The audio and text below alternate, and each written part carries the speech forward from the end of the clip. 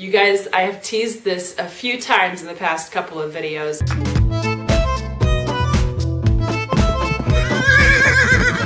Hello my crazies, Reagan here to help you guys get your first horse and beyond. You like my new intro? I freaking love it. It's amazing. You should subscribe just for that. Well, today you guys, I'm going to be telling you my riding story. It is super awesome and like nobody else's, I suppose, but it's going to have a really dramatic and incredible and inspiring ending, and I know that you'll love it. So, where to start? I guess I'll start at the very beginning. Now, of course, I could tell you my whole birth story, but honestly, who wants to hear that? I think you guys would be a little bit more interested 5 years after my birthday, when I started to actually develop an interest in horses. And let me tell you, I was obsessed. And to my poor city girl mom, who had no idea what the heck to do with me, it was confusing. She constantly thought to herself, oh, this has got to be just a phase. Every little girl wants a pony, etc., etc., etc. Yeah, no. Since we lived in the middle of a city and my parents weren't exactly keen on moving out to the middle of the country just because their 5-year-old might be interested in horses, I had an imaginary horse. Yeah, laugh if you want. I had an imaginary horse buddy.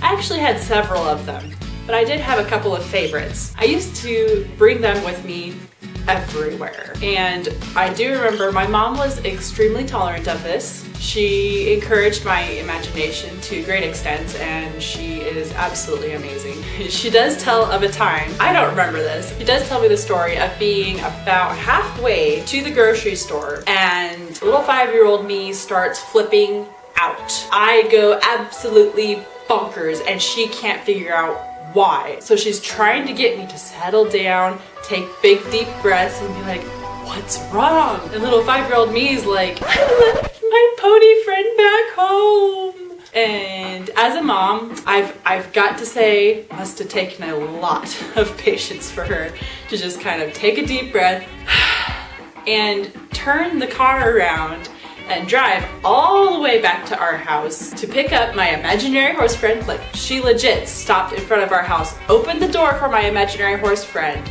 and let the horse friend in and close the door and drive all the way back to the grocery store. She is an absolute saint. I love my mom to pieces, but might have instilled a little bit of an obsession within me. That obsession did not fade. As I grew older, my parents surprised me with a stick horse for my birthday because, of course, you know, with having 3 kids at the time, getting a horse was probably not on their to-do list still. So I satisfied my horse desires with my stick horse, whom I named Sapphire Lightning. Now, Sapphire Lightning was gorgeous. She had a white mane with a diamond-shaped star on her forehead. It was perfectly shaped. And she was black in color with blue eyes, which we all know is pretty much impossible in horse coloration, but it was a stick horse, so I give them a little bit of leeway with the fantasy. And I had Sapphire Lightning until it actually might be still hanging around in an attic somewhere, but she was my best friend throughout my entire childhood. It kind of sounds a little sad now that I say it out loud, but I absolutely loved that stick horse. She was amazing. And that satisfied me up until about my teenage years, when I started really studying and diving into the equestrian world. I wanted to find out as much about it as I possibly could, so I studied up on ranching, because at the time I wanted to be a cowgirl. I thought the only way I could be part of the horse world was if I was a cowgirl and owned a ranch of horses. It's actually still my dream, but like a little bit of a twist now. So stay tuned. Later on in the video, I'll let you know what that is. I did know a little bit about English saddles. I didn't study up on that too much because I thought they were stuffy. Forgive me. I'm so sorry, you guys. I have since converted. English and Western are both absolutely amazing. So my parents kind of realized that, hey, this horse thing isn't going away. So they actually heard from a friend in the neighborhood of a lady who was giving horseback riding lessons in return for working at her stables. And my mom knew that I would take that up in a snap. So we got started. She didn't even have to ask me. She just said the words horseback riding lessons and I was like, what do I have to do it? My very first lesson, I remember I was so excited the day could not go fast enough. It seemed like time was moving backwards. I was so excited. I didn't want to eat. I didn't want to do schoolwork. I didn't want to do anything. I just wanted to sit there and stare at the clock and stare and stare and wait until that evening when I'd finally be able to go to my very first horseback riding lesson. Finally, about 5 o'clock in the evening came. It was on a Tuesday. I remember that. It was a Tuesday at 5 o'clock in the evening and we drove down to it was some kind of event center in our small little podunk town, and it was an indoor arena. It was quite lovely. It was the most amazing thing that I had ever seen, in my opinion, which had a lot of experience at that time. I approached and I saw all the horses tied up to the trailer and starting to be brushed and groomed and getting ready for this lesson. And I ran up to my instructor and she was like, please don't run around the horses. And I was like, oops. She was a very intelligent, very experienced horseback rider. And I remember she gave me, I can't even remember his name. He was a very old Palomino gelding and he was actually missing an eye, which I thought was a little odd and kind of weirded me out as, you know, a 14-year-old girl. Oh, hi kitty. There's a cat in our backyard. Sean, that's his name. His name was Sean. Oh my gosh. Even though he was missing an eye, I still thought he was the cutest, sweetest, fluffiest teddy bear I had ever seen. She asked me, which do you want to ride, English or Western? And I was like, Western, of course. And she was like, why? And I was like, because I want to be a cowgirl. And she kind of was like, okay. And she put me on a Western saddle and I rode. She didn't even lunge me.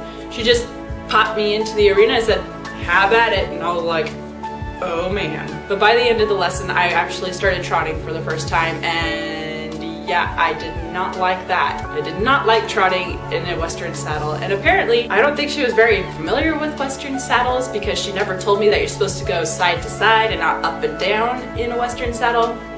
But I was so happy. I was sore the entire rest of the week, but I was so happy, I was so excited, and I couldn't wait for the next lesson. Next lesson, she actually convinced me to just try the English saddle. So I was determined to just absolutely hate it. And then she introduced me to posting and I was like, oh my gosh, this is the most amazing thing in the world. I feel like I'm more in control of myself on the horse, and yeah, I was totally sold. It was much more liberating for me. It's just an opinion.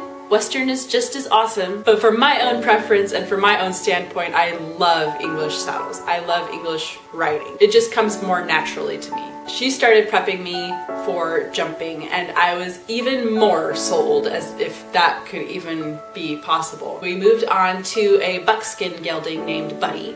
He was very old, very stubborn, and very lazy. So I definitely know how to handle old, stubborn, lazy horses.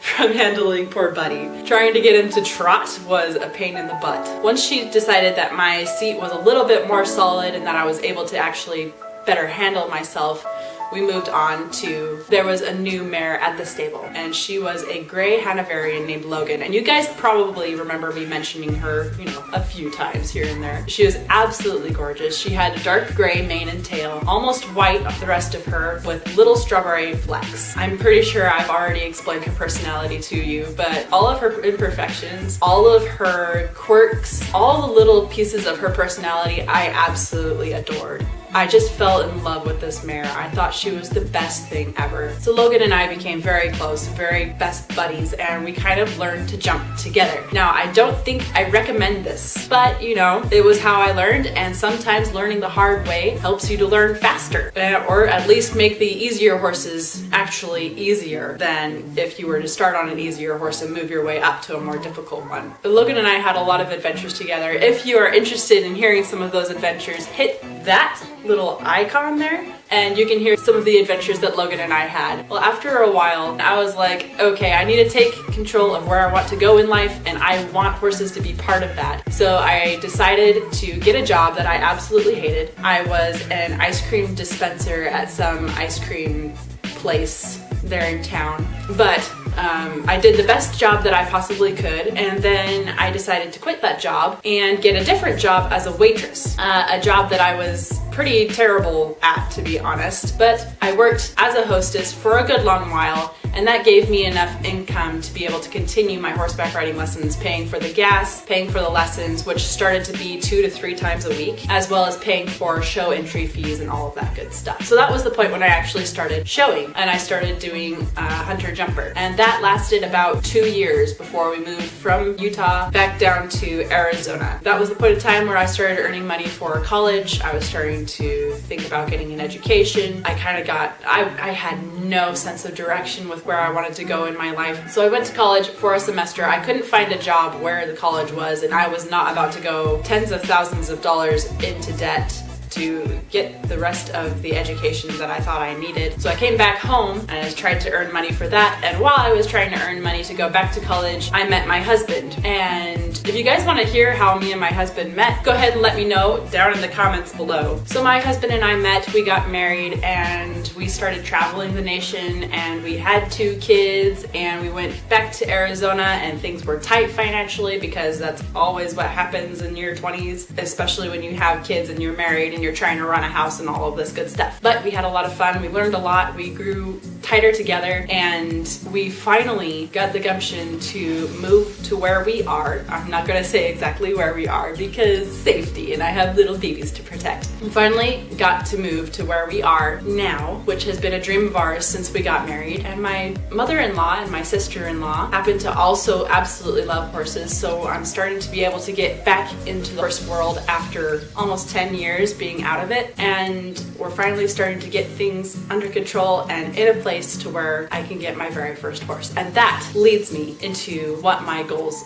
are. You guys, I have teased this a few times in the past couple of videos. I've gained a dream over the past couple of years that I really want to own a ranch where I can not only rescue horses, but to retrain those horses into becoming first horses for other people who, like me, have spent most of their lives wanting a horse, but just haven't found the ability or the funds, or they have no idea how to go about it. My dream is Project First Horse Ranch, and I will leave a link to the website in progress down below. You guys can go take a look at it, see if it's something that you want to be part of, because I definitely want word to get out there and for this to help as many people who are passionate about horses to really get involved and really start helping each other. But that's my life in a nutshell. If you found this inspiring or helpful, it hasn't ended yet, because I am going to get that first horse, and I am going to create this channel centered around the development and the production of this ranch that I'm so excited to share with you guys. If that sounds like something that you want to be part of, whether you want to go get your first horse from here, or whether you want to donate, or whether you want to support in any other way, shape, or form, hit that subscribe button and ring that notification bell, and give this video a big thumbs up so I know that you are ready to be part of it. Keep the crazy and horse crazy, y'all. See you next time.